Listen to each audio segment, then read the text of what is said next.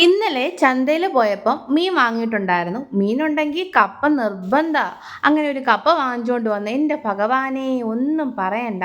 ആ കപ്പയൊന്ന് വെട്ടി അതൊന്ന് വേവിച്ചെടുക്കാൻ 1, 2 മണിക്കൂറെങ്കിലും പിടിച്ചു കാണും. ഇങ്ങനെയുണ്ടോ കപ്പ?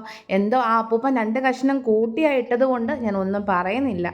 പിന്നെ ആ കപ്പ ചെത്തിയെടുത്തതോ എൻ്റെ കൈ നല്ലതുപോലെ ഒന്ന് പുളിയിട്ടും ഉണ്ടായിരുന്നു. അപ്പം ഇന്ന് ചോറിന് കൂട്ടാൻ നല്ല ചൂട് കുത്തരി ചോറും ശീമച്ചക്ക കറിയും കപ്പ വേവിച്ചതും കപ്പയുടെ കാര്യം പറയണ്ട.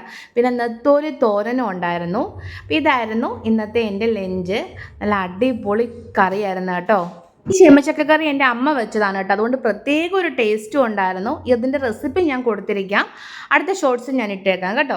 അപ്പോൾ ആ ചൂട് ചോറിലോട്ട് കറിയും കപ്പയും നെത്തോലിത്തോരനും ഒക്കെ ഇട്ടൊരു പിടി അങ്ങ് പിടിച്ചു. അപ്പം നിങ്ങൾക്ക് എല്ലാവർക്കും ഈ കോമ്പിനേഷൻ ഇഷ്ടമാണെങ്കിൽ ഒന്ന് ലൈക്ക് ഷെയർ സബ്സ്ക്രൈബ് ചെയ്യുക. അടുത്ത വീഡിയോ കാണുന്നത് ബൈ.